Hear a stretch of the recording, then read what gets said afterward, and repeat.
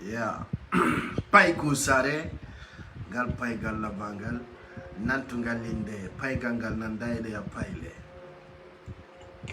Salmino lando sidonge jam no kala ka wondon e ka jodordo olon e bengoreji mo e wondibe mo e jatigibe mo. Oy dun no landito o colonel Dumbuya yata ka commune de Matoto. Ara jama nani dun no landito iyo colonel Dumbuya yata ka commune de Matoto. Wala to hondo e de gaide feta woni. Oya inshallah jabi abbe oya akander marché Matoto. Orana na be wacho ibe wiya menen Matoto ga gere ala menen Matoto ga no wutti menen Matoto ga pire taki menen Matoto ga ko otorutu. Okay oya mo arde oya na yo Matoto aka marsi nani dun no landito iyo colonel Dumbuya kanzi ata ka commune de Matoto. Oya nani oya net oya aona normal salla jal yabbe goddo aéroport seppana wa Matoto golludo wo ko dum ettoto fendo ina don do laksi wangal ko yimbe hudabe won tongo yimbe dala barki. Amoni eggu Matoto ara wontira ka commune de Ratoma ono doguno e commune de Ratoma bo ngarta e otton tonga no e pawle mun e ciudi mun e dande mun dogi yari commune de Matoto o ko ton butti ko ton jam wodi o moba e pawle mun de kadi aron kadi ka lax wotto dey mo kala arta ka jeira sibe mo ngandi si sattia yeddu be sikka e sansata sansi ani ari wo holaki alfa yahi jama sondari musibbe wonbe darde pay kusare awota don kirda be men ko men wo langol bedde lagine yona mi jetta ta colonel Dumbuya lawo kawya ben la ni to ko commune de Ratoma to mari kawya on vala yo ka commune monne wal ibe be nodde la minduma ame bata kam jodo minduma aperji colonel Dumbuya commune de Ratoma to yata komi won Dumbuya oya e kado oya commune de oya commune de Matoto oya to goddo no surra to vi mo mai goddo no surra to vi no mai ani piro o yi goddo no mai to dano inu no ko Alpha Condé yana commune de Matoto yere joni do findu daru fay quoi we don da jol ko mi woni conseil personnel Dumbuya don da be lande ko Dumbuya wani da yayi dara kono wadan taw commune de Matoto on faldo wattu on ko faldo yo wat ko ya o jindara on to on wadan to do kirda mi ko billahi wallahi talla yimbe ben do faamude ko men en hetti indépendant wono hari do woni free do woni indépendant ido viva normal do ina no gere alaga mo ala be jodo Matoto be ya ni laksi wangal no wuli ko ngelo mai to adu be jotto ya ko abe na Matoto nga apeti menenga ko nya bunyi ga menenga apeti be jodi ga si kata gere no sarnde oya kabutti ton oya ta to terte dum on birdi mo walli ne on piranali fi changement lagine on piranali fi changement lagine on piranali fi stratégie changement lagine donc min tan warda ngala ko famiga tan tampina video min papa ko ya Dumbuya ya Matoto mi so landi kala min na commune de Matoto sinare ma feja ta rew do ngaya a pinere makko tufo min si Dumbuya landi kala mina ta rew do ngoto ala pinere makko tufo quoi tawatara ko maler quoi min ta rew do ngoto ma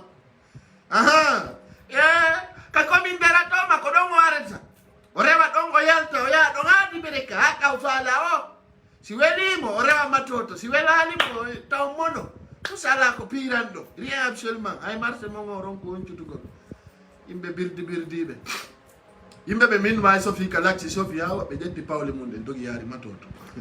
ton ɓe dartoroy to wo ton no ɓutti don guere ala wala musidɓe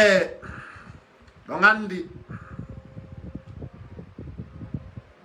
o yennayla e yo o betto poro yennayla komin aɓe alpha konde kawa yay ɗon présidentiel dale way goɗɗo yennima naya yotto ko ɗum de ɓe wi wosi goɗɗo yennima nene baba ko ya deƴƴu ara udda hunduko ma ko waɗa dole a sayni la bette miɗo accamma quoi présidentiel dale wi wosi goɗɗo yennima nene baba ko ya faami alala wara waɗa ara fof haali moƴƴa o ɗum de ɓe holle womo yennima nene baba ko ya deƴƴi hokko faamina nanani acca o feƴƴa ko ɗum ɓe holli waɗa ko sularɓe ɓen quoi e wi wosi goɗɗo yennima nene ba aya jabde ya jokko hajuma ya yaduma ara jabaki mo kanko andi ko moni ko fiyoni woni yennande donc ɓe holli kadi wota goto yenne yettoɗa aymo bentike ma yaccanimo min noon min mo feeti ha yennila aray ren ndino en kolodiri aray ko ɗaɓɓata ko a heeɓi min mo feeti ha yennila bappa aray ko jantum wonanma jantum présidentiel dale woɓe wonno ko feƴƴi ɓe woni hande kadi wosi goɗɗo yennima naya yotto wosi goɗɗo ŋermima ko ya fanko ɗum noon ko ono ŋermeteɓe fanka wona wolani onon amin de min mo naati e surface yango mi peñana e moyana min min ɗon naafi allah woti annabijo mbiyannata goɗɗo mo ukkike lanno terrain jeɗen no woodi ka ƴawe pucci no woodi otoje no woodi acci lawol ngol ari ukkike lawol paykol sare na wi président lo dalewol de mi peñante ha nantodira peñante ha ya national iwa national ya international direct ɓe wi noon way goɗɗo yennuma nene baba ko ya deƴƴo ko ɗum présidentiel lo dalewol amɓe ɓe muññi ha minen noon ɓe ñota ko menen menen si men ardi ke gonga kam feñere mbeɗe waywa dumbuya goɗɗo huuli wo min rewata ɗo en timmumil partage yaden e son jeli saya woko wajeɓe mille partage on bouse sattode bonne fête d'indépendance ay si lagine heɓali indépendant depuis adna on taga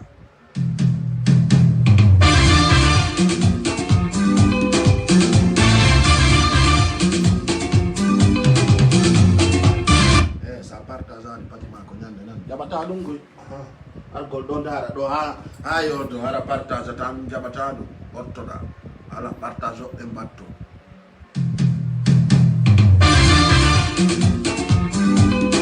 ɓe ara ɓe hebbina page ma ara ɓe partage ta enegol ko pay ɗum no welanmi mi sokka juuɗe e giggol ɗa welanmi a wallatala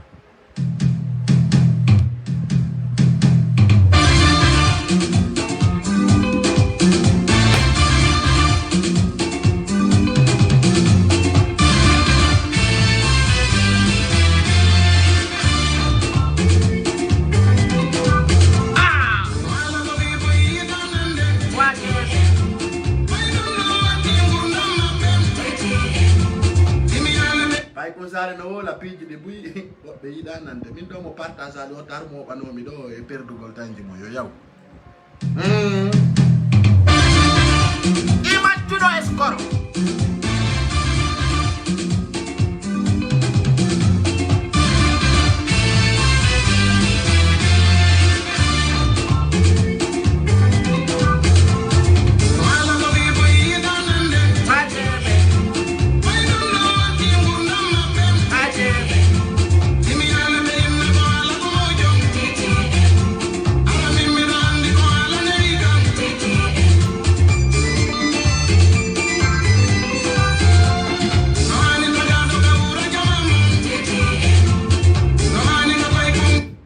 partage ala ray patima ko ñande mi anda on no darirta mi spes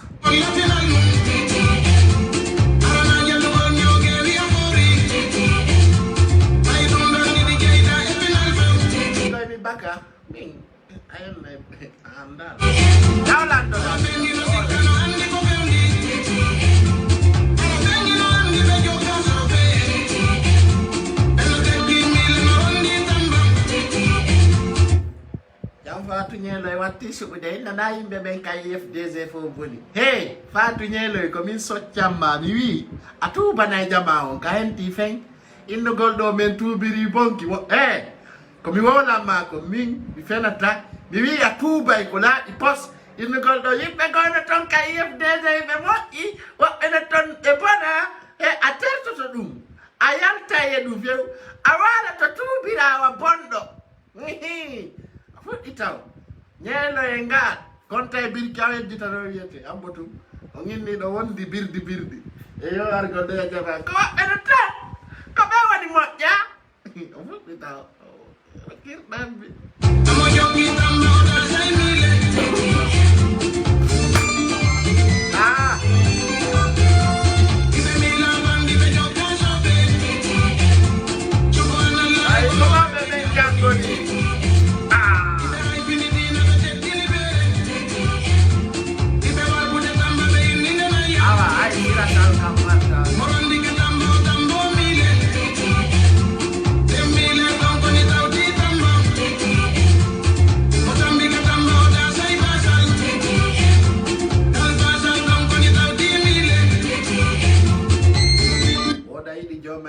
sodata ñiri a fenay ko joma ñiri falda sa partageata yaltuga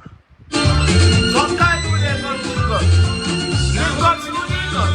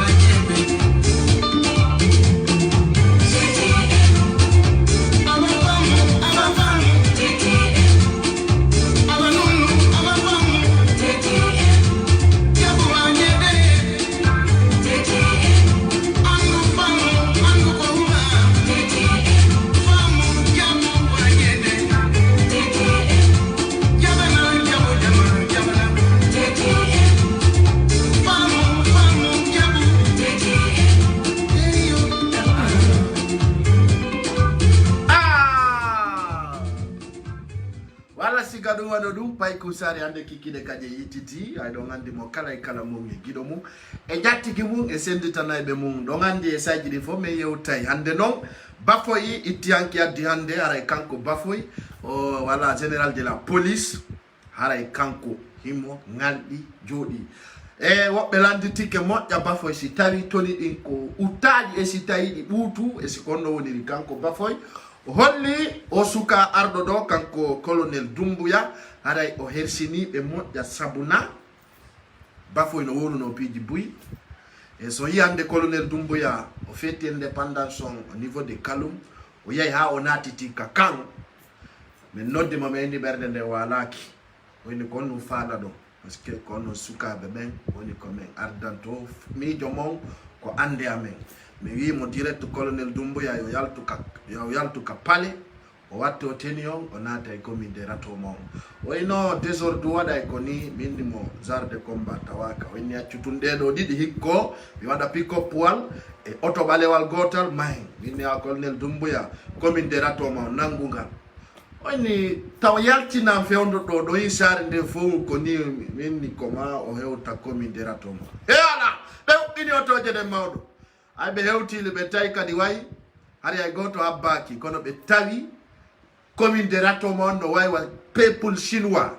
jama o yalti Mouradu Moƴƴuru tawi kadi way ay goto e mo midano ki ka o yalta menen ko menen jogiti sarnde si colonel Doumbouya yaari plan amen ko kala ka o yayi nando menen ay sedi ya o susta men darta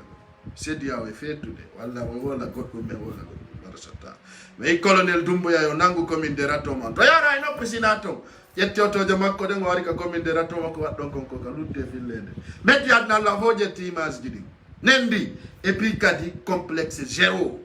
on famine kono ko mi torto sukabe ben bido marno video goto mo tawata yewta e sukabe jogitibe motoji dimbe wara pour quelle raison minni colonel Doumbouya yo garde otoje makko janele aux arts de combat auto pirir dum auto duma garu dum sera to wallina to yo wallin dum to e otoje parce que sukabe jogitibe motoji mi toro ton taw beccode otoji ha burta do andi no metti fi parce que ara sofer jonga nyum kadi hara himo nder ton kon si tawi ha yugo rétroviseur je dembe wata yude o suño to be trop tawata la ngandi don ko giggol tawata ko effort jano e wawata wadinde dum don ara ko giggol laabu ngol kono ko hunde wotere ende mi fala ngollude do ko tawata ko yon wattu ila mu moƴƴa sina dum e wobbe mon gañoto hara wana choué amen wobbe mon gañoto si tawno non kadi goddo go gañino do waylan contact de mi naba mo aka CNRD e jetta mo en charge kono ko mi toroton plus vite que possible odono video ko feƴƴuno do go ni arbi feƴƴinani mo kono ko hande kadi mi action jigo ono jogitibe motoji din kalax yidube cortège go ko Doumbouya do ngandi normalement à 7 mètres de distance garde présidentielle no yana na tiru gol kala batti do président dum donc c'est un rappel que je vous dis kono aybe len andi kambe CNRD be andi ko faybe mabbe yidube be woni bawo mabbe dum hatta be wada dum be andi ko fi mabbe woni ko joddinyo kono onon kadi so jetti motoji mon di on iwtiri bawo mabbe andite be jogitibe de otoje ordre be jonnira doginirgol no goto e citoyen wana goto donc mi holla on do parce que dum ko hunde wande grave o action do si tawno non mi anda si tawno joma dum motor don gagnino so gagnaki kono be addani la image on na ande colonel Doumbouya ra indike wattale la moƴƴa ndare do image on be mollo on yitaw no citoyen doginirta non goto e militaire wana goto doginta dum minna taw ono jogitibe motoji be mede weltani on ko sunno to licence mon kon e ko tawata do wakili kono dare ono sigalu do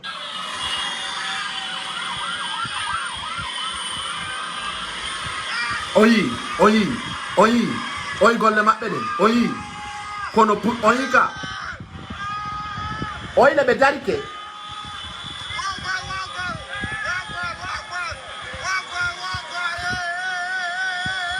oyi do Michel Lamaka oyi do ko Michel Lama jodi do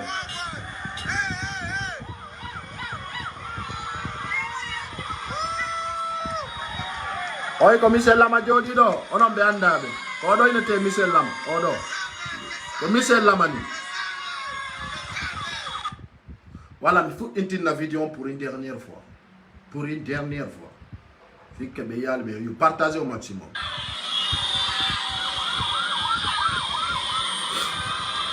Oui, hey, oui. Hein? Daré, regardez cela.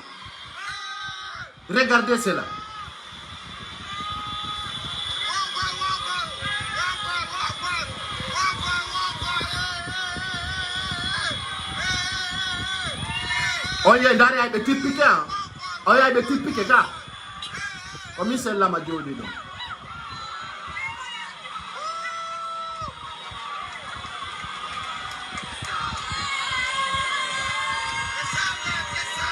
Merci Michel. Voilà, fiono wadi comme fait ina no video do mi anda suka exactement ko suka hombo sakko wona wawa yandude ko do exactement kono si tawno o gagne kedon ara mo wala contact de kawasapan ndaren fi mudum ono suka be jogiti be motoji parce que menen men jokka colonel dumbo ya o gara de auto je zar de combat kuma o gara dun ka canton walla o dabba ka o nabira kono menen ko men torimo o ƴettu raf 4 jeden walla V8 jeden o jogito ka sare o wada gardi be makko be mbamo yimbe ben no yidi mo modja ko video ne budo go seda kono suka ben kadi yo be andu colonel Dumbuya so yigo deja o duitide bawo makko be yidata hay goto heba dum do e hore mum wona ko tan colonel Dumbuya wonda ko onda handicapé walla ko tan colonel Dumbuya woni ko heluda walla ko tan siko machine dawa henditade kono non jogitibe motoji dimbe ardine hakkil ka hore lawol be ngandi do welti moƴƴa do woni free on hetti liberté mo kono nay on hettu liberté mo on tawata kadi wobbe hebay e blessirji walla tawata a hebay hunde sattunde ma ara goddo watama wallude ti tawi ango hawranodo do e mum a gagnino walla goddo waduno ma tu peux me contacter comme ça on va essayer de régler ton cas ko piddi de andi don ino sattian e tawde hande goddo imoto pan tappo harale na envie mabbe parce que hande ko do gandir ton ko force spéciale ko kambe woni yimbe dimobe ay ko formellement interdit wondo cortège présidentiel si otowal gotal tapike be doit continuer de mission mabbe kono ayido ay be habbete waaki dum kadi ko buri ko yawde tay gardi be ben tipike nder to dum do fo wobbe sikkayno si tawno no wana esprit be sikkayno ko wada be nder to mix si gadi piji do fo masibo wada e nder mum ko tawata awatandude contrat to ita ara ono jogitibe be motoji toro on kadi be jejaw ardine hakkil so ngardinali hakkil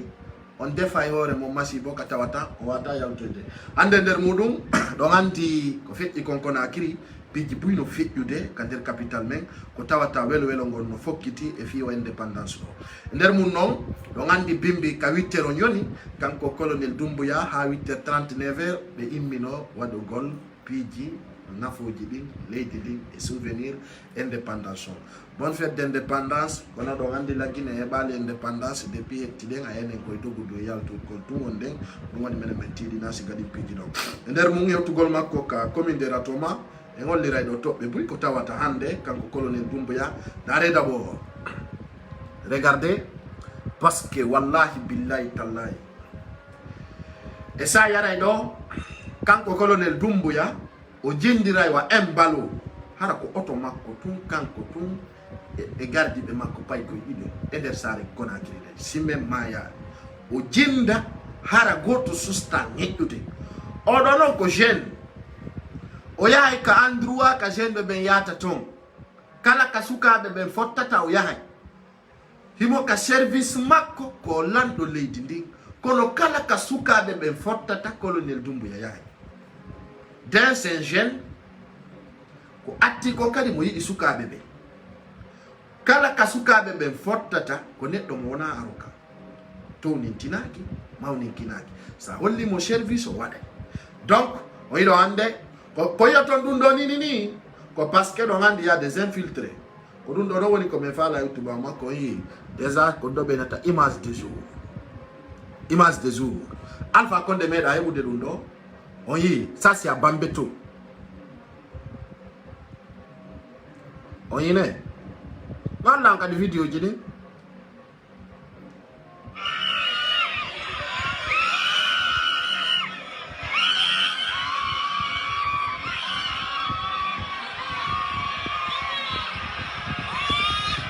Oika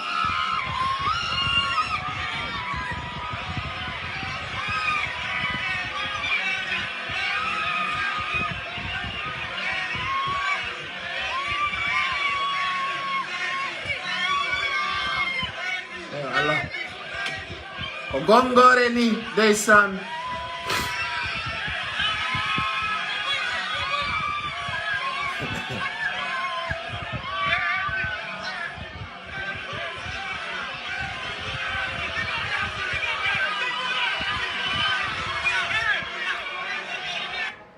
Arrêtez, c'est des images réelles. Arrêtez, Mbedjama. Hey, c'était pas prévu, hein. Hey, c'était pas prévu.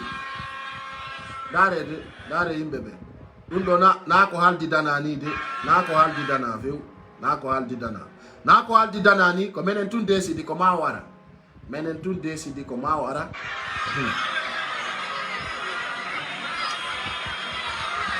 Jama.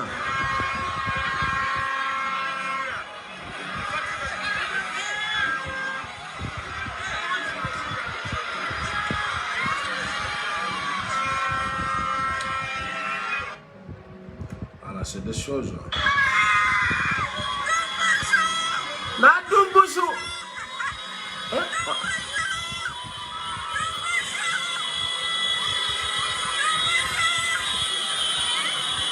Oui.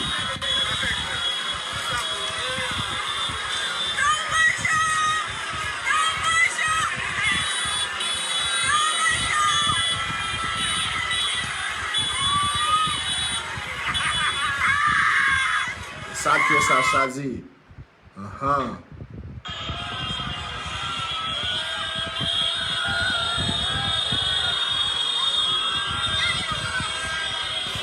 Oh, mais non, on dit ça aussi coquin.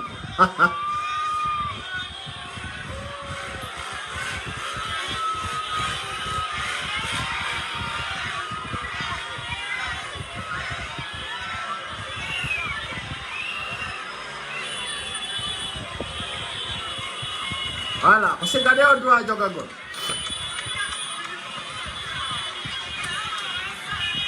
Ah.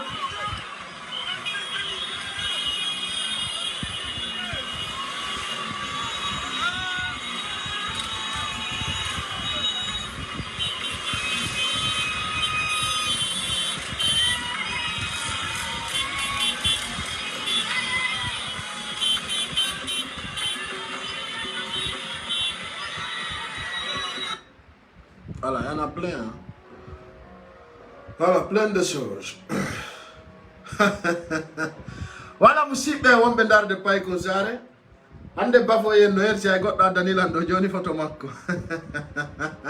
Dare Bafoy, ka investire. Dare hunduko Bafoy kon.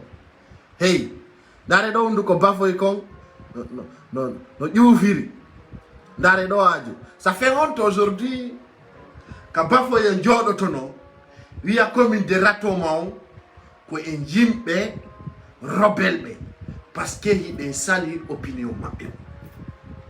parce que ɗen sali décision maɓɓe on watta ɓe hollo en jaggu ay ɓe laamike duuɓi sappo yo ɓe yawa dare hunde ko Bafoy nde Bafoy no hersi ɗum ɗo taw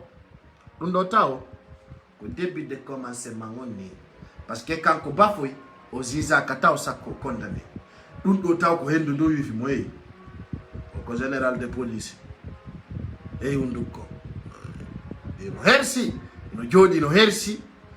luttu c'est à dire lannino kaw jooɗi ɗo ni noya so wattaki conci tellement que ça fait honte. Ah bonsoir Kadiatou Couture, ça va? Ça fait pitié quand tu vois Bafoy et son état aujourd'hui. Regardez cela. Hande mo wi no be bandi be do odo aray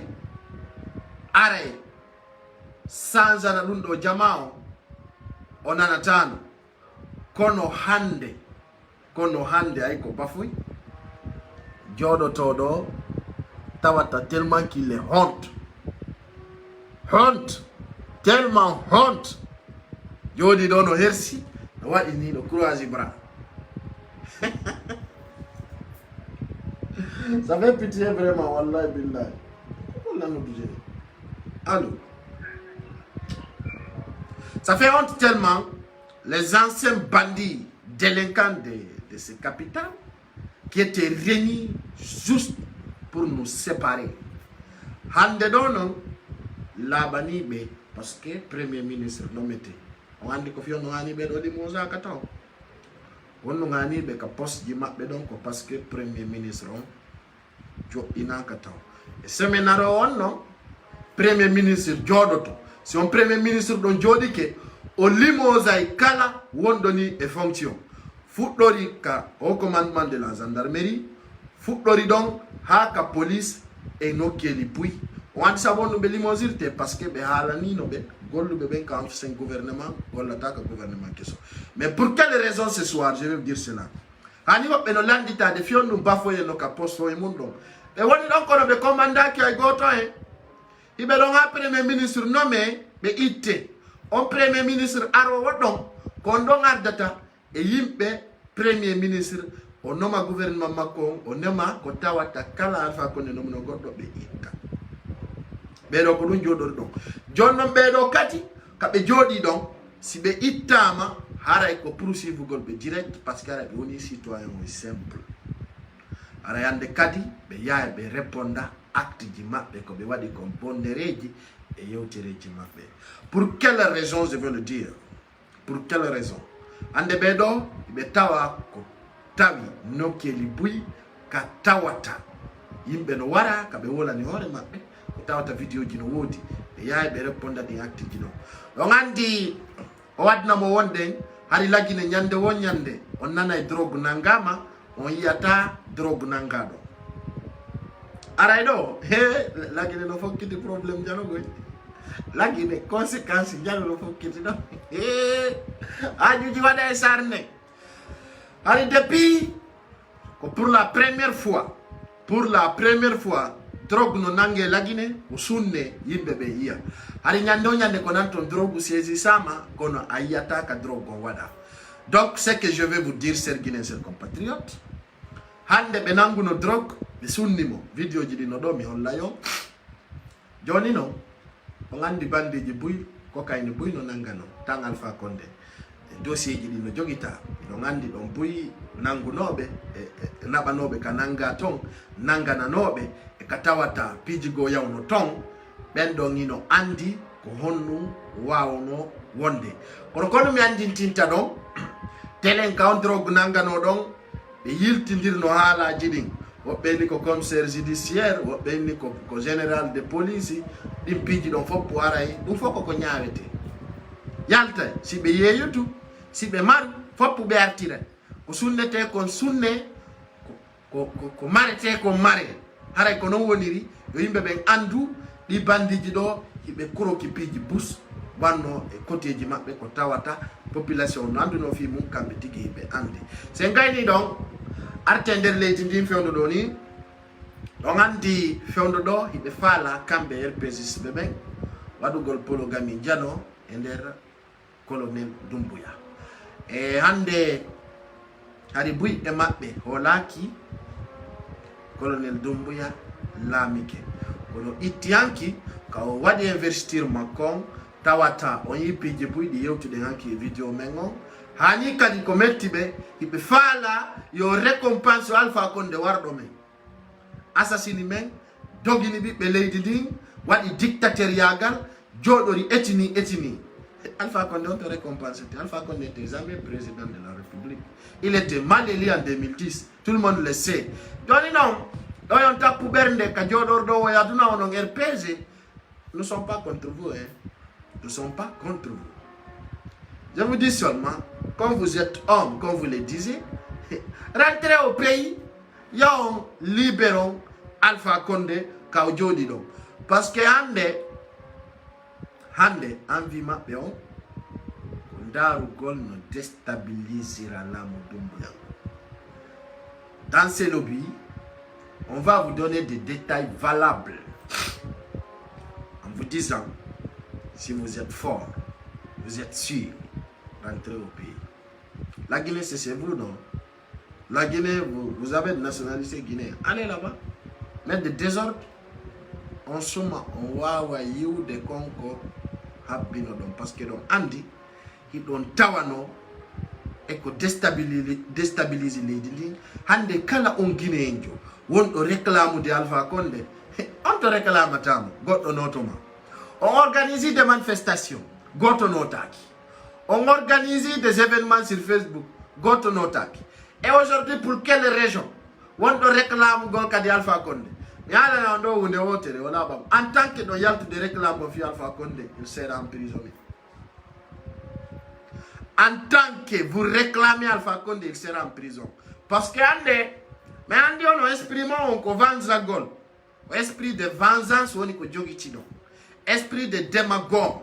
Ay no joni ko fa donc rettir gol Alpha Condé ko vanza gol yimbe ben leydi lagine ndi déstabilisant ko dum fala donc Alpha Condé ne va pas sortir là-bas, que ça soit clair. Alpha Condé il va mourir en Guinée, enterré en Guinée. Il ne va pas quitter le pays.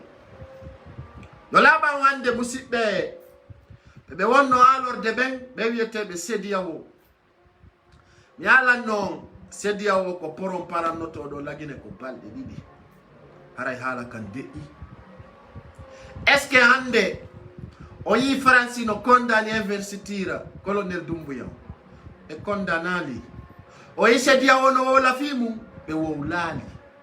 o yande Nations Unies Union Européenne Union Africaine ino wo la fidum on to yidon do ngay page Facebook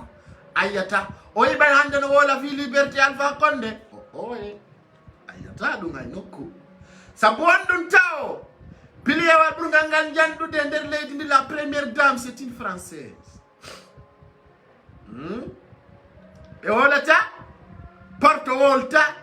africain wolata hande kala wondo wolde fi Alpha Condé ko dum be natta da bonnude kurema e kaaje da bonnude kurema e kaaje parce que ça ne sert à rien ari ko be holorno ko sediyaw ari ko be holorno ko union africaine joni no hande ka union africaine don ko nati woni yaltude parce que ala ko be susi wolude Fous, rien absolument. Si ben y on y a 40 avec comme. Ça soit clair. Donc, ko onon jibino, minde nyande ko mino RPZ no wada birdi mungo. Ibe ya. Ah, Alassane Ouattara, le papa des nations, celui qui aime la Guinée. Itawi yo alla danduen angal andugol. Ko buri konkanu de faux stratégie. Ko tawde stratégie mo jokkudaw. Hara anda ko firti no hudbini ha fondo mi yano benger pesisbe hino kellana sediao e union africaine nandi tinna on essaye no feti et en élection présidentielle non ka confixa inna ko sellu dalen gagni autre proclame président de la République de Guinée tawata on sai menen wara no be pia me en wolu no me en kellana sediao Indari mitawi sediao e mere no fota awayo saido kadi RPZ on famille sediao atan walude fus union africaine fus atan walude mais comme toroto Guinée pour tous Guinée ini en nouvelle Guinée arrêta tonge dum iton hene bernde monde sabuna weltida monida wauda awawata Dumbuya o kanko woni ko lami e nder mudum kono wonno innude lando yenne take et pourtant aujourd'hui c'est le même RPZ qui insulte Dumbuya. Ça me fait mal au cœur parce que c'est bien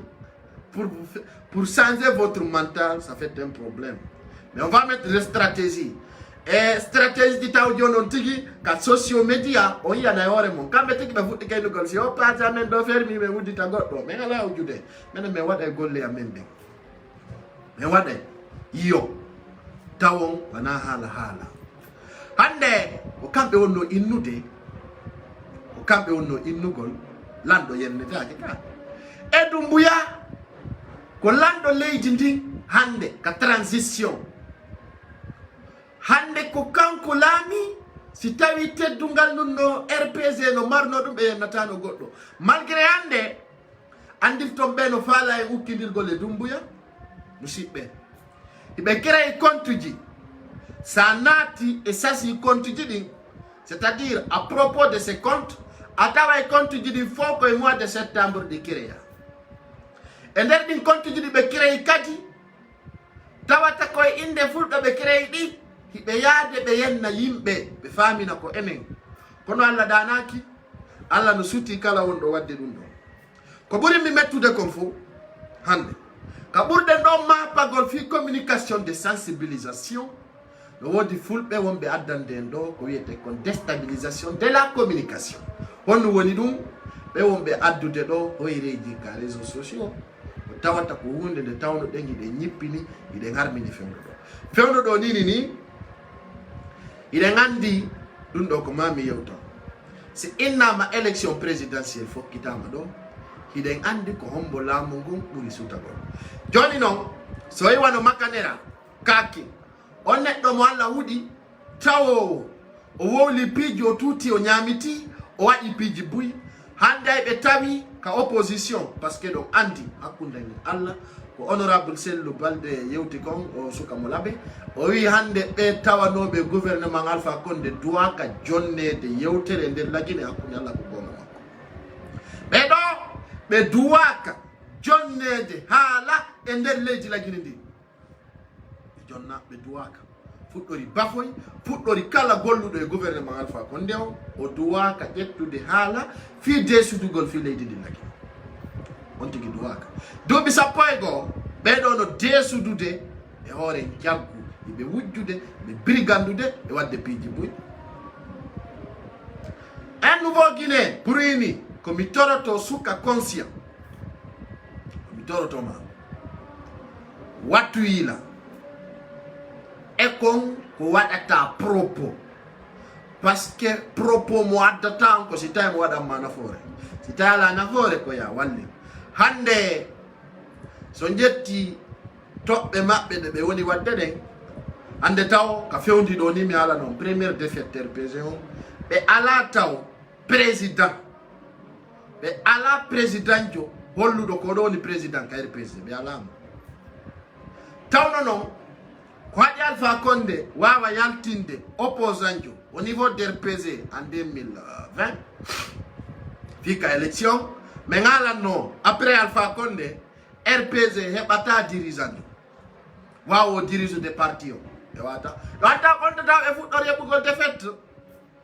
ɓe fuɗɗi wiwde woɓe propose ni Kastori Fofana wonugol président de RPG wi subhanallahi to Allah danna o sintiri ay ɓe yahani Kastori Fofana ɓe wimo Kastori Fofana min fala ya wonu président RPG o fesi gonɗi ɗi jaari kanko Kastori lambanjo wulli ɓe sikki ko giggol o wullani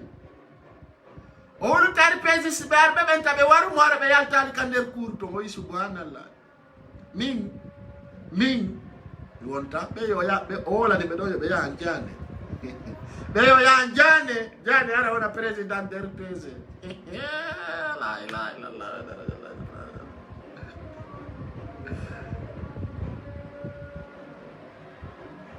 on fami ɓe wi yo ɓe yahan jane o ara o ardo o e parti politique wiyeteɗo RPG aɓe yay ka jane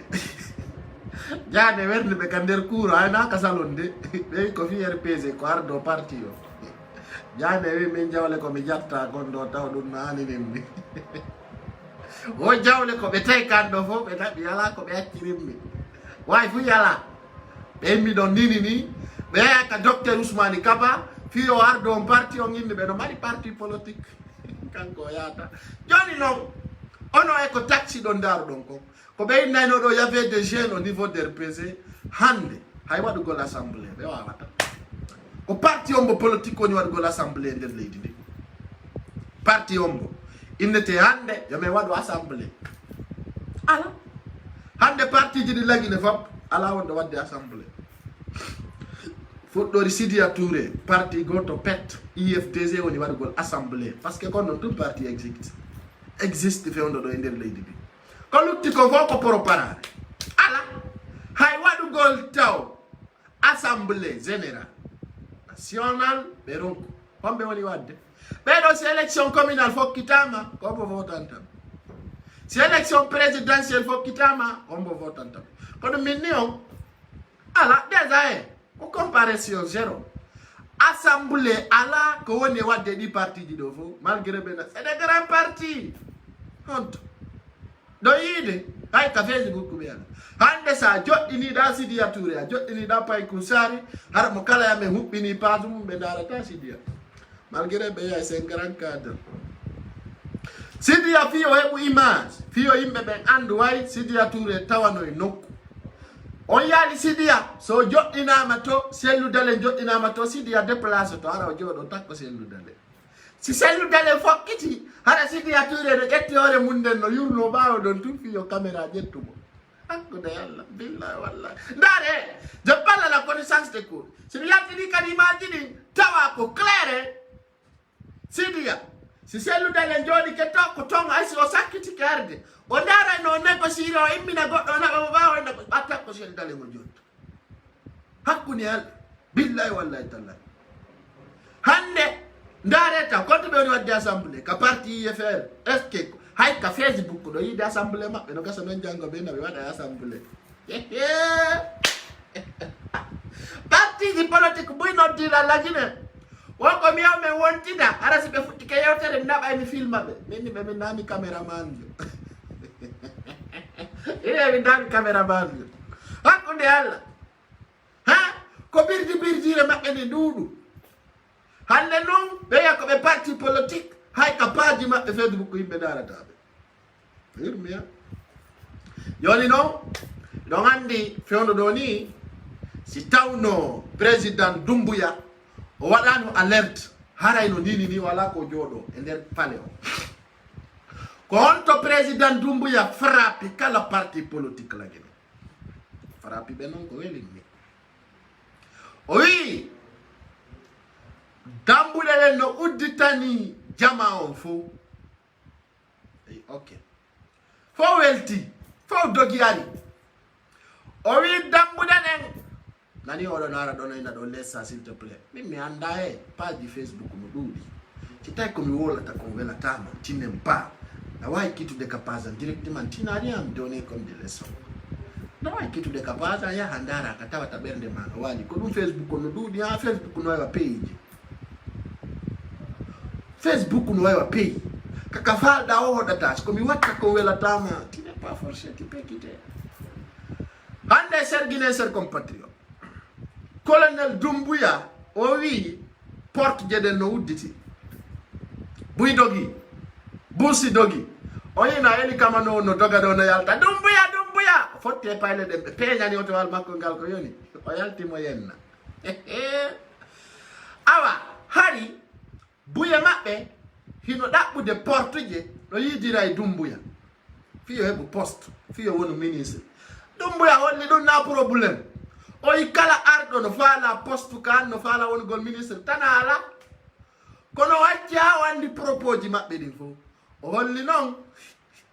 holli be awa mo tawti o gouvernement ngando a tawto ta ka élection présidentielle de buito taji fo fa ngon do no inet do ngaringas tawtata mabbe poso pourquoi inde holli kala tawado e gouvernement makko tawtata élection présidentielle na kadi a nominoitake kadi gouvernement ngaro yo won ka présidentielle a buy retiri o non be retiri be non ko don parti ji mondi mayata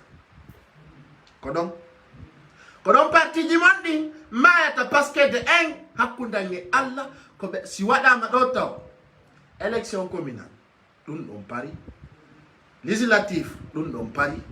fokkitama non kadi ka élection présidentielle andi don si parti ma ngala mbudi hare anga wata participer de ka élection présidentielle no jibini mi ande ko sel dale ngi ombo ya do ta élection présidentielle mi no jibini mi ana fenwa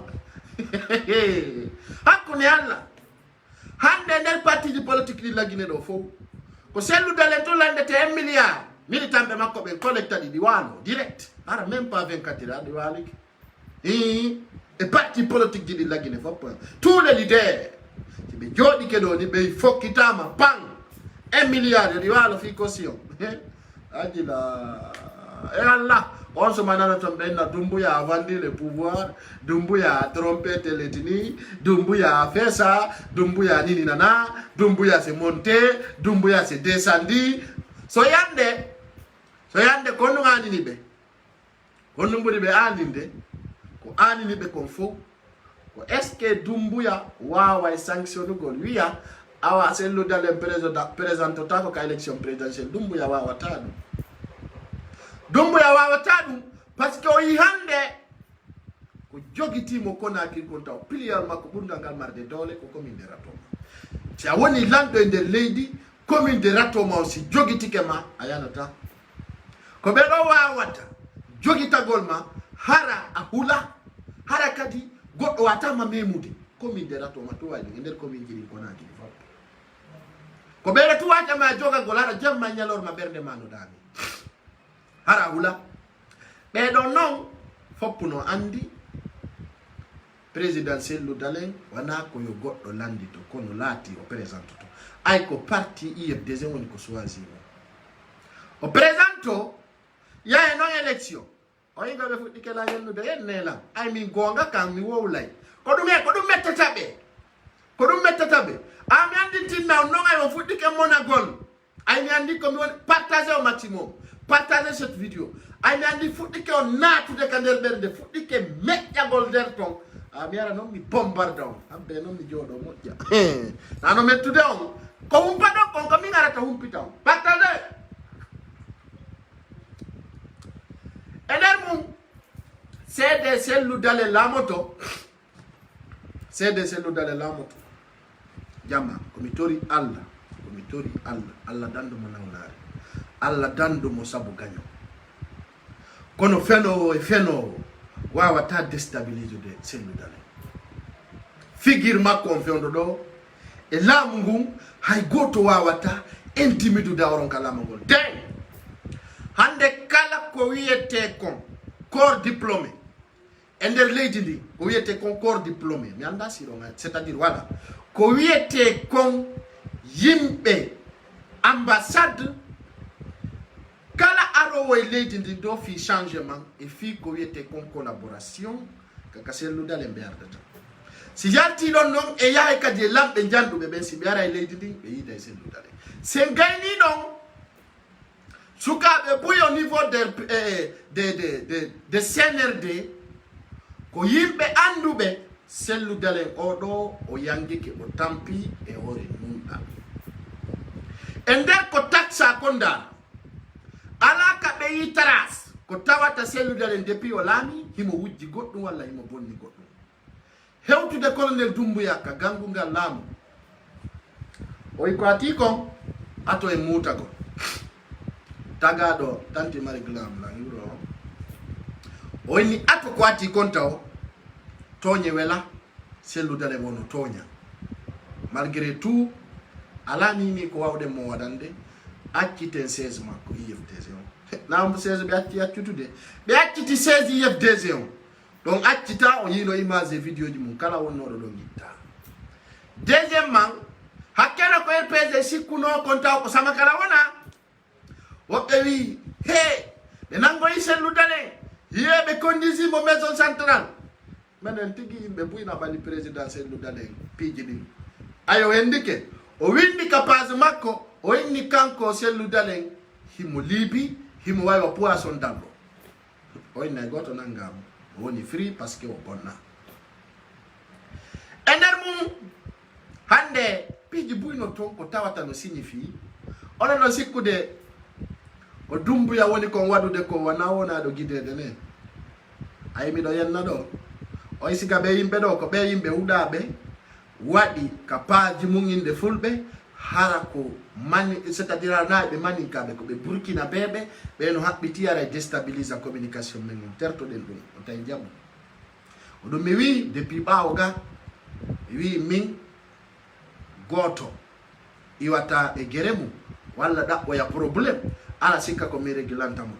ayata dabbita problème nokkugo ara ka pasan wiya ko do watta règlement de compte sa ya dabbiti gere ha gayni aya hay régulanato horema si tayno ko concerne lagine ida way arde yewten ka pasan do bade fija jala ya kono ayata min mina problème agayna ndara ko fi pay ko sari himbe ndarde mara wi ko do watta règlement de compte jabanta dum ay goto min mo aray kando arde e teddungal o teddina be o taybe ngo yaha problème wado do on do fo ko min tun nangitirte je suis responsable de mes actes et ma parole devant qui ce soit si tami wadde problème goddo mi dara na me régler bien hande o belandarude ipiji do buyno holli ko présidentiel lu dalen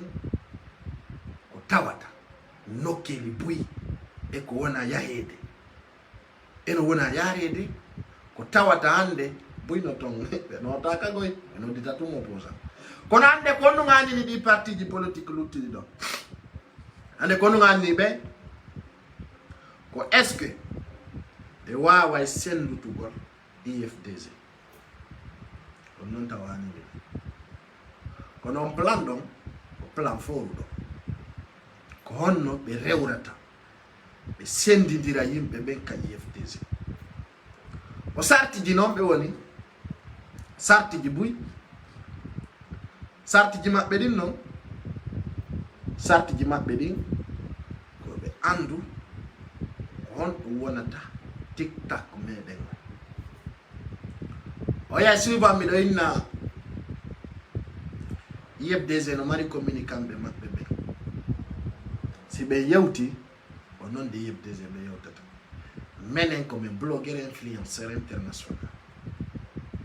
si me yewtana ko fi la Guinée fo me wolata entière nous sommes des hommes illimités, nous sommes sans frontières parce qu'aujourd'hui je suis un jeune leader de ma page. Exemple, kala ko mi yewti ka page ando ko hore immorde an e responsabilité an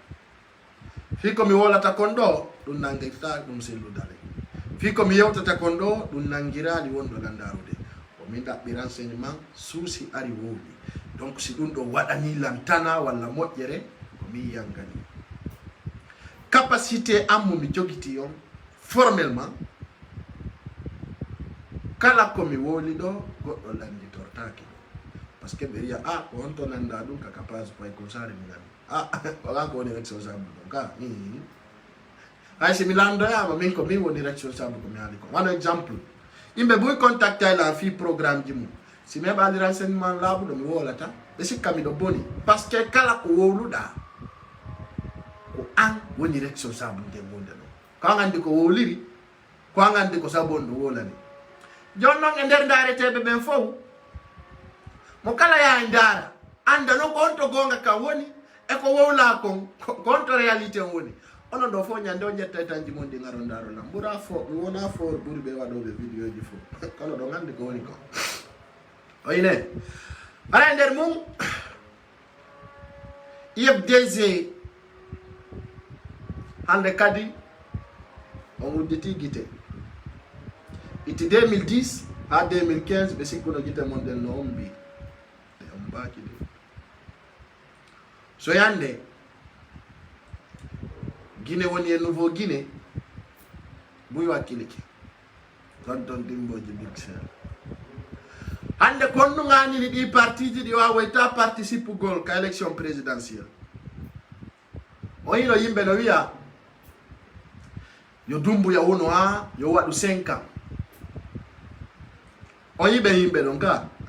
ado se ko ba konati o wi wo transition doa do wade de dumbu ya do wadde 5 ans mi jiti dum ka wale ma wobbe wi dumbu ya do wadde 3 ans hakkenna ko tay fe don suma ibe mari allié o yi fingayngo ko propoji mabbe dimbe woni wollude ala ko be wolani kono be wolube dum fo be susata tippugol lagine ni parce que be andi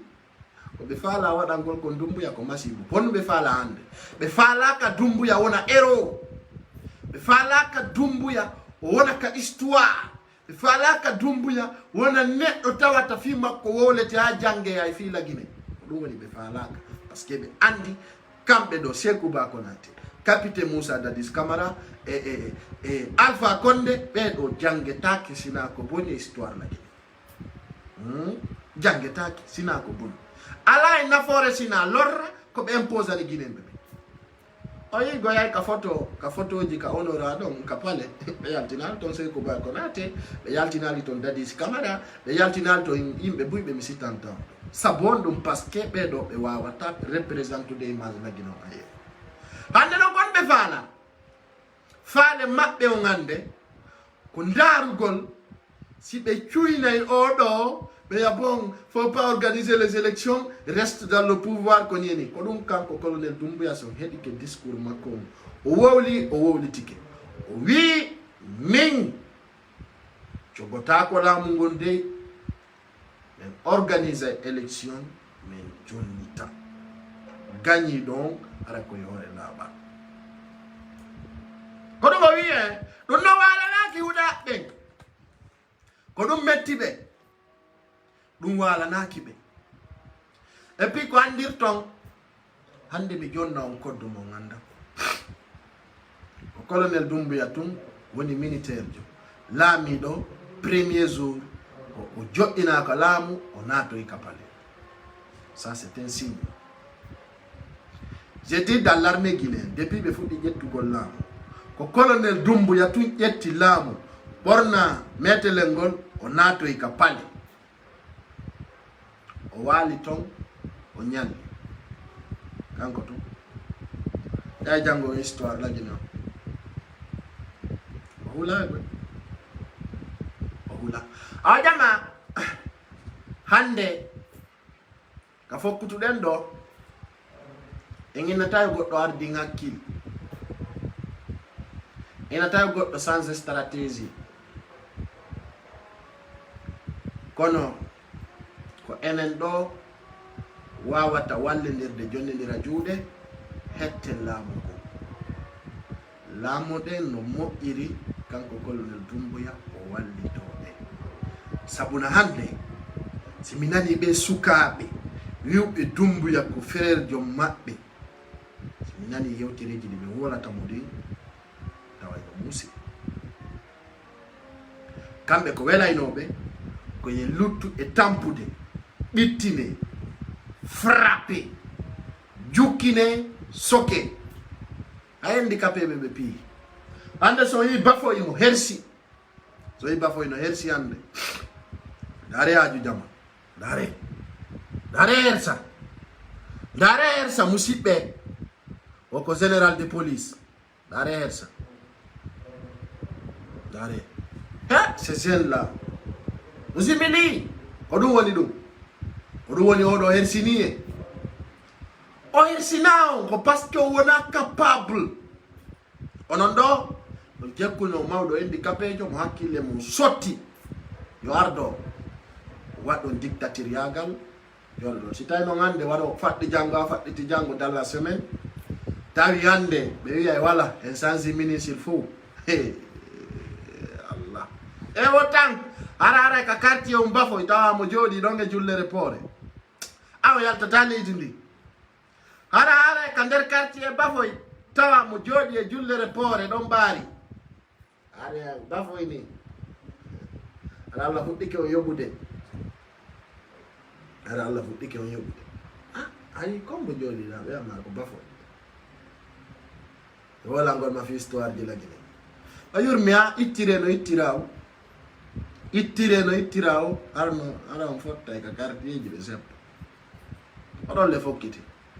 par ce que vote maleli hande so yi bafoy no jooɗi ɗo no pooɗi hunduko mum ha ka arsi eyi sikkunoɓe oɗo woni si Alpha Condé mayno amin ƴetti laamu ngu ƴentitoɗen ɗo oɗo woni si Alpha Condé mayno aray ko menen laamoto kadi wuli men feƴƴata e leydi ndi feƴƴina ɗo neeɓi netti donc c'est ça kombo waɗi o foto ɗo noon kombo waylan contante ɓe joueur ɓe ɗo Bezuer bedo combo ay compte de. Kala compte do be ka commentaire. Combo ay compte de bezuer bedo. Kontanela bezuer bedo goy. Winda no mi don inde ma.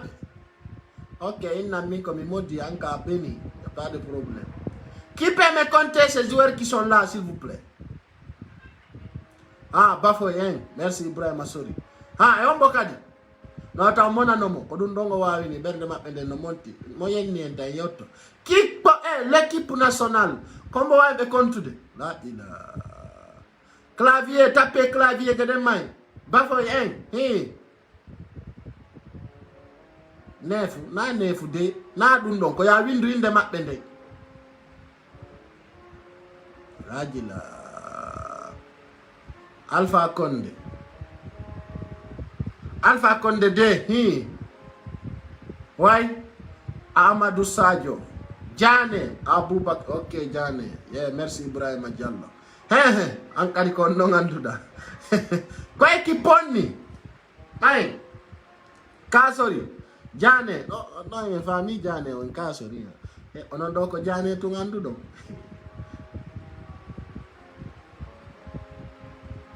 Akena na dari na ta desordre makisa tawal. Awa bedo zui balorende di jodadi andi jidi ala system para musibbe Maliki Sanko Bantamaso bandiji wow di jode balo Bella yana di makanera di jodadi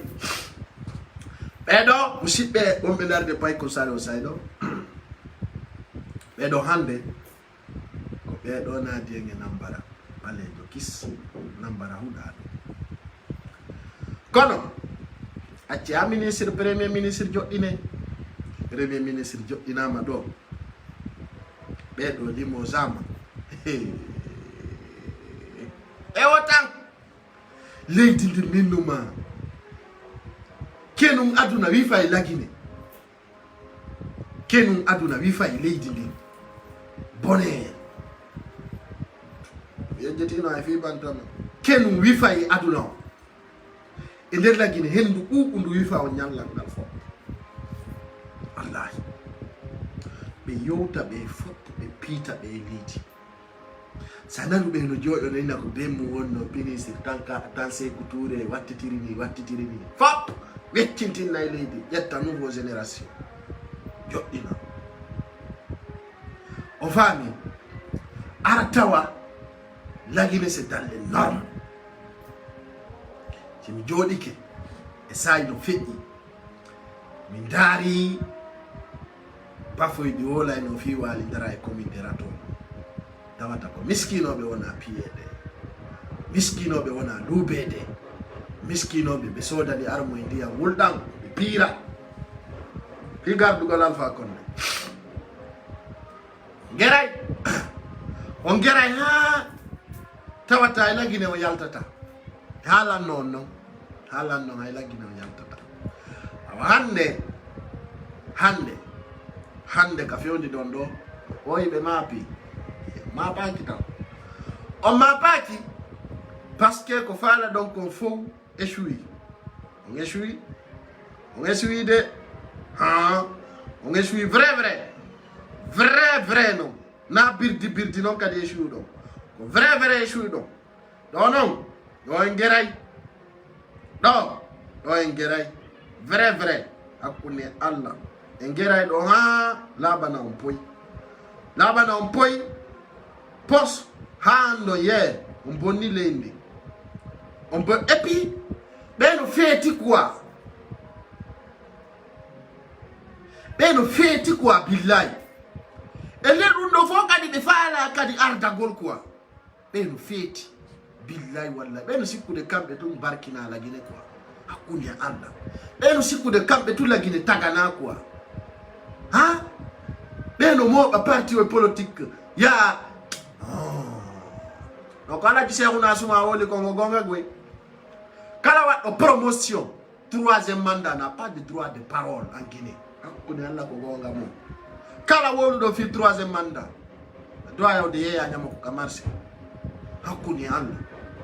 ɓeɗo miɗiti ɓe ko gueri en kon fof kadi ɓe faala kadi wo laamu quoi ɗon ɗon huɓɓi onon ɗon feeti quoi ɗon sikkude ɗum onon ko fi mon tunne onon sikkude laama gongol ko fi mon tunne anda koye son feetaji billahi wallahi tallahi no ɓen waylan moni nde quoi minen kadi meɗen faala participe gol voilà e gouvernement on walla élection présidentielle o no ɗon huuɗa billahi wallahi tallahi yo justice waɗu tribunal o yo uddete tribunal o udde wallahi ɓeno wasinede vrai e hoore ko warɗon ko Guinée en fof e hoore ko jaggiɗon ko Guinée en fof piyon yimɓe jatton biyenji brigandon hani kay ɗon faala laamu no huɓɓi ko peyaji ɗi joɗɗinoɗon ɗi fof woni ko ɓe lanciti taw kala peya andi to hari quartier Conakry fof ala ko ɓe joɗɗinali peya ɓe huɗaɓe kay woɓe faala laama ɗo woɓe faala ardagol kadi ardoɗon e fonction honɗum ardoɗon e fonction honɗum golla noon men honɗum kana menen ko kina ɗen men yarata min uddita gite ko min yiina dumbuyata yaafoɓe ukku yite maɓɓe ɓe foppu maɓɓe ɓe ni surtout ko ɓe jooɗorno e laamu kala ko ɓe mari jaɓe fof ɓe huɗama Allah itta wiyon hani ɗo faala wonde na noon goyo no waɗi si tawno ɗum hannde ara fof ɗon heeƴi e jogue ayi goy ɓe jooɗi ɓe yiya no dumbuyaɓe di y a pas de chasse aux sorcières mais au chasse de malhonnêtes aux chasse aux malhonnêtes qui ont brigandé ce pays qui ont vendu les biens de l'État ɗum o wolata hikka mais ngalde mais yahaka dambuɗe kuuru mon men filma o si goɗɗo hermilan mi noddana mo numéro 100 ɓe aranamo minna ko fi miɗo ari ka kuuruma filmugol ma sa mi filmete forcé min nde ñande banoso no waɗani je suis pas prêt ko fi journaliste jo lawɓanima banto min si komin a gollani leydi ndi mi tandanima micro a jaɓani a waɗi lanni si mi lawmima banto ma e justice yalta fus si ɓe landi kala mi innama jawdi ko wujjuɗa kon ko ɗum mi ari landagol ma on to waɗɗa innuɗa wowlta mi lawɓuma banto ko ɗum journaliste guina buyno toon kon tafen ɓe wata waɗugo journaliste yagal ko désordre tout wawɗo mi bano so e telende mum minnuma hino waɗani journaliste jon je parle pas c'est bon fiyo lancanima min siko min tandanima micro an on a waɗi lanni a yettinay ayara he fusɓe ɓurama ko jawɗi mon ɓe dekkiyar koye maɓɓe rewni waɗa ko wujjane bankari son fontaniɓe micro ɓe wowlani ko yon jonnanɓe banto na violation fus to yehi ka tribunal ka Sidi Souleymane Ndiaye nini Sidi Souleymane Ndiaye happenna ko huuli ko nini ni hay nodduɗamo à 4h du matin fi mandat d'arrêt o yahay tellement que mo faala maintenede ɗo tellement que Sidi Souleymane Ndiaye faala kayude ka poste mum ni kala nodduɗomo haysi ko 5h o ƴettay wi allo o yi koy no yarani Ousmane Ñeeloy ha kayre po ni min numa mi wiwmami haysi ko Ibrahima Balde nodduɗa yiɗa bandino atakuma ware ɓe famina ko Alpha Condé bonno wona kamɓe ko ɗum ɗo sikkude ɗo huuɗa ko minen ɓuuri on feetude ka systéme ɗum mbuya e birdi ala omin wolanma ne mbimami fewndo ni haysi ko Ibrahima Balde nodduɗa wiɗa bandino attakilan o ƴetta e pick-up o wara hakkude Allah fiyon ɗum fiyo wonno acte noble ɓe naye e jandi o bona ko gouvernement Alpha Condé wonno moƴƴa ɗum fof men sokkaji ɗo fof momi weccintinayo e leydi ɗon kirɗamen goy ɗon kirɗamen en distance ɓe waɗa sambula wasi ɓe moƴƴi ara ɓe boni he dareta o bano sodey na bano bari ko bano bari ñandanaɓe yo ara waɗa ton ni o o memata inni ayo 4h du matin noddudam wallahi yaay direct haray mo doga haray mo birintinna o landoma ko ɗum waɗi combat kuma ara kadi mo noddora espace tv are film o bandino ataki goɗɗo hey Seydi Souleymane Ndiaye ayo noddama fi ñeeloy ka kaare poro dartoroy direct himo birintinna ha kandira report hando himo waɗa ɗum aya nanga bandi addaka makko ya ɓe pottini ɗuma ɓe nattiri yeeso ɓe anno ɗo fi ñawgol Ousmani Gabal ɓe watamo ñawde ka tribunal dixi mafanko ɓe to fof ɓe wataɓe ñawde hakkude en kono komin haalan ma e ni komin haalan ma ay nodduɗa ɓe 5h du matin ɓe yimmoto ɓe ara fi tumon ɗum wona fi goɗɗum gode o fi hunde wotere o fi tun colonel Doumbéna c'est bon il faisait le service c'est Alpha Condé qui n'était pas bon jaɓata gollidata yame few jaɓata golle mon wallahi ni sa noddi bafoy ara ko waali dara ara ko 5h du matin ayi moya goɗɗo nataki ɗo galle bafoy min ɗum ma wandata no sortorta toon intervention yes ara no hittini no janggo e darano invitire en guiɗo fulɓe sello jam ɗogammo e darano mi invitiramo ni fiyon ɗum fi tout juste ɓe waɗu ni wona kileya piiji buy no woodi jama piiji buy no woodi tawoji leydi ndi lagine no woodi ko wowle woodi piiji buy ko guire piiji buy no woodi ka leydi ɓe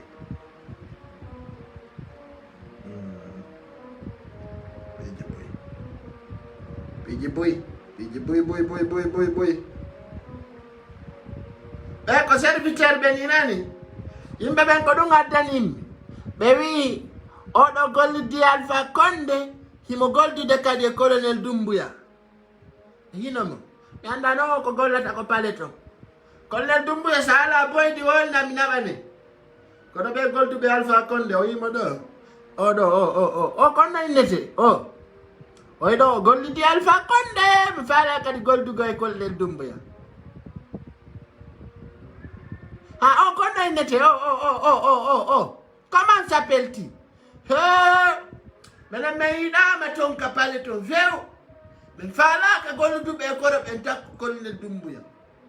mi anda so tawi ko julle ɗen pompata est ce que kon ɗum gollata to la faala andude kon ɗum gollata nder to par ce que mi darima kono ɓerdande ƴettali ma faala kano yalta golle kono onno innete onno innete o ɓerdande nangali mo few ko onno innete mi darimo o watta golludude Alpha Condé ka nder paleton o wonta ka nder paleton o gollide e colonel Doumbouya ka nder paleton o ɓerdande jettali ɗum ko ma mi anda o kon boni mi andayle o kon boni mi famali o de o ko Fasine Silla o ko naynete oɗo mi ronko mo famude mi ronko mo famude mi anda so tawi ko nder pale o gollata toon boydiyagal est ce que onno gerdete hay kanko ko kombo andimo ɗo mi andamo few kono colonel Doumbouya wattu ila de wattane ila nani sellu camara o minen kala innaɗo sellu mais hulu tun taw defu men to masibo ay ɓe laafi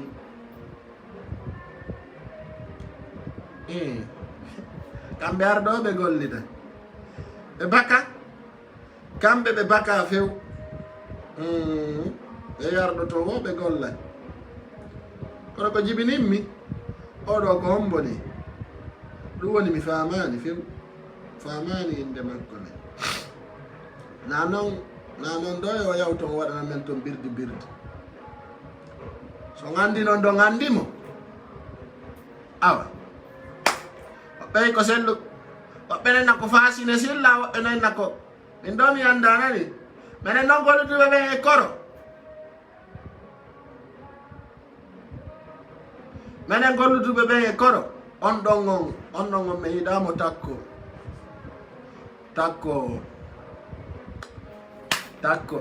colonel Doumbouya ɓerdande nangali ɗon fof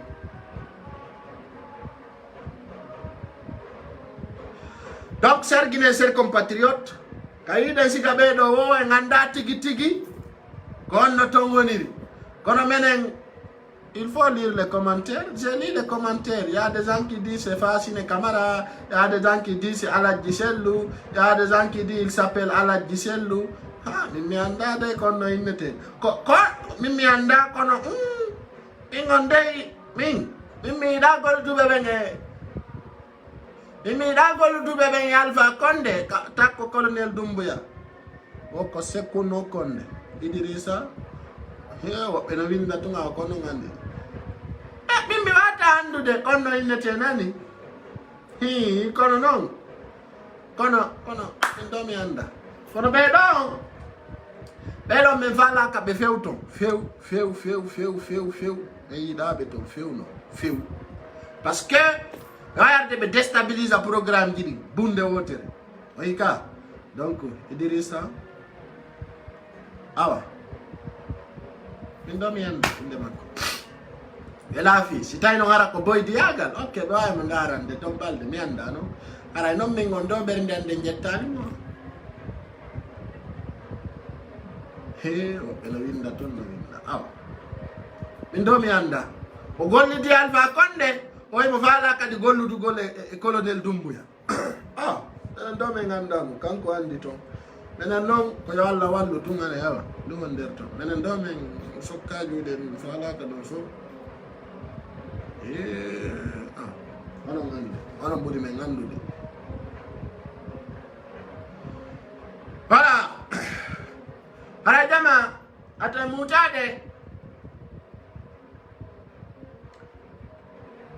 mi ɓeɗo no lando ɗo fi ñeeloy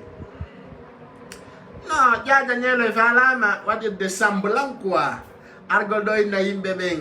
wana IFDG fof boni mi yiya woɓɓe no addanilan ɗo vidéo mi sokka juuɗe ɗum ko mi halanimo kon so waɗi ko nafa makko so waɗali o yalta o tuubana konu ngun ko laaɓi poyi o yalta o tuuba o inna men tuubi min bonnuno kono accane men so waɗi ɗum wala baasi so waɗali ko haaju makko min do ko mi andi kon ko mi woli ko mi firtali a woɓɓe no addanilan ɗo vidéo be mi daro nani min ko mi woli kon mi si mi wowli hunde a yaha tawa ko ɗum ono acce taw seeɗa ɗo taw gaɗali acce ha e le 7 andi le 7 ɓe woli ɓe yahay tum ɓe addora ñeeloy mi ala e haalagoy min le 7 tawa en ɗo le 7 andi ko andirta ɓe maapi ɓe yahi ɓe ɗaɓɓita vidéo ji yimɓe ɓe posta ka page maɓɓe toon ɓe sikkude ɗum ko prévu jama jooɗe heɗo ɗo nani jooɗe heɗo ɗo ɓe inni ko o nangue yaltugue wolilante ko siga ɗum on mima ɗo kanko e ada affaire asi ɓe inna oyo yimɓe ɓe yafano ɓe no wattitiri ni no ƴawri ni no tippori ni min ɗum naajo anno min misiɗo wiya ɗum ko mbin babba o wolanaylan ko ombo jonnimo o diplôme o wolanaylan ombo jonnimo ɗum o diplôme yennugol nene yimɓe o wolay ko diplôme on ɗum ni kon to janggi a o endi ɗum kono aɓɓe seeɗa ininiɓe sikkude acce ha le 7 jooɗe heɗo ɗon tago ton hawju mo innuno darnete ka aéroport ɓe holtanoko aɓɓe seeɗa le 7 hewti ngalandugol ara o ganduno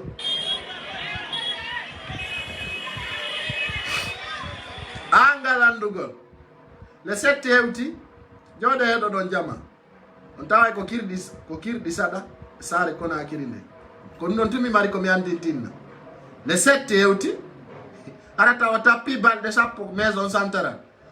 balde sappo ka maison centrale la tappi dum don o ara le 7 be wiya non reconi capable ou pas hala kan non fuddo gonga kan dum minna taw tam hawja le 7 hewti so yaltali tubudo ay do ngandi on toñu anda bay prévu daron kon avocat chaka kam budi ala menen le ko kuti me wo me yobe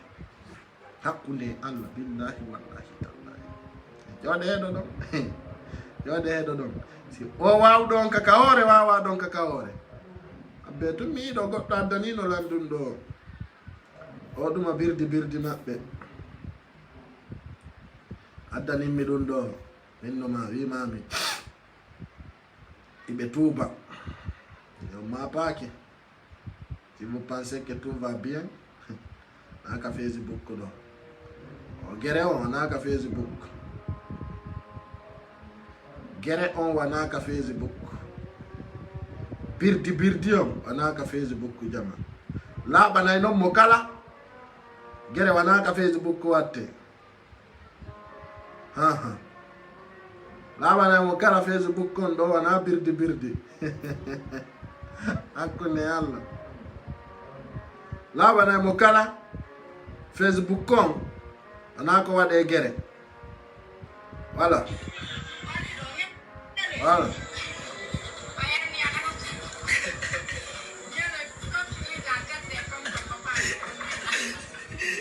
Bueno, sodi kambaba hino hipa ka maison centrale himo soka ka maison centrale joddi ni motoy mo konta ton birki ero jodi ka hotel gina wada Guinea Barea o yilang o yalang o ene jodi kaduma be ngatoy mo satti ore hande hewti ka kaso a jode hedo do musibbe le 7 hewta be natta nyelo e kambaba tawata kadi hatta be do nyama jala sinyino do ngandirta ko ayene goto mabbe yurmata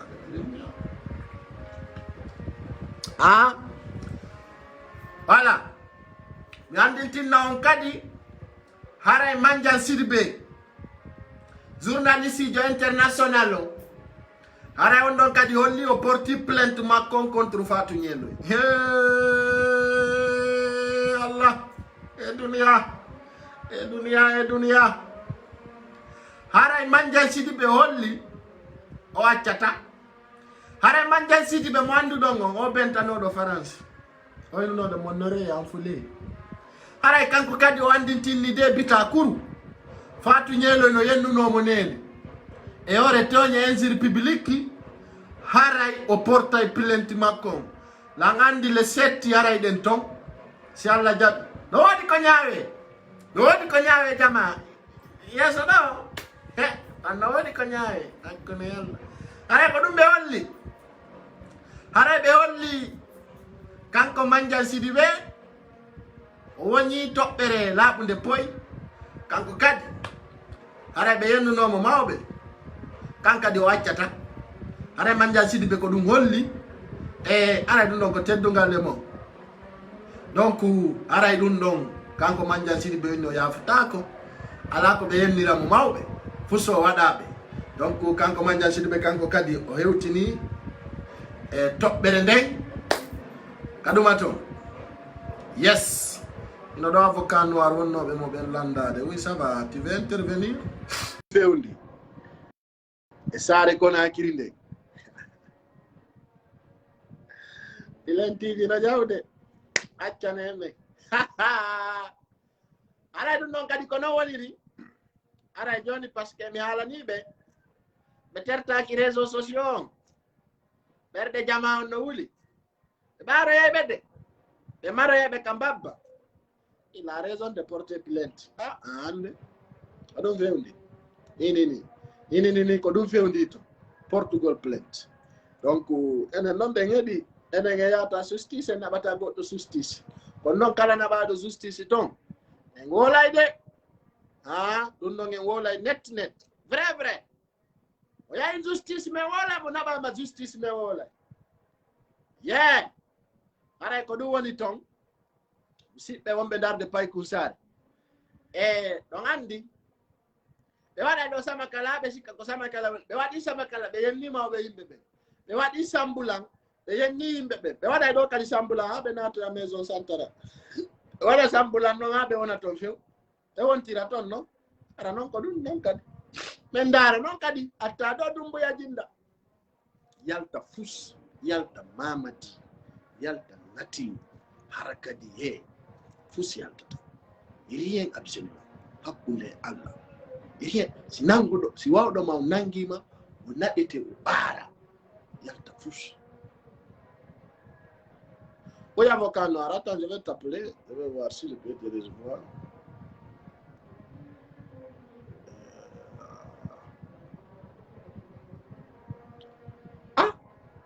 Qu'est-ce que tu veux justement? Ça va, oui, avocat noir. Donc, dans ce cas,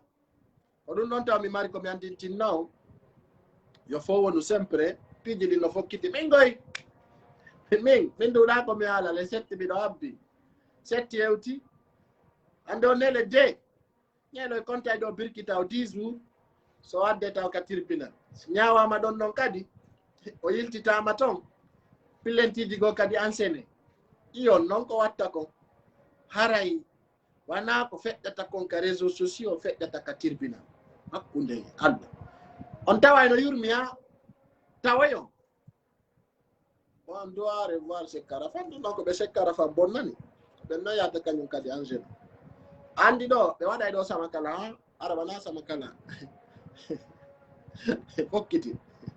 don nambura tala yurmude dum tawi waɗugol manjallaji ka Facebook ara ɗum kadi heɓota taw ɓen kadi toroto manjallaji a ñandego ɓe wino o pay ko sare ko torotoɗo si ñama Allah o aduna mo wonde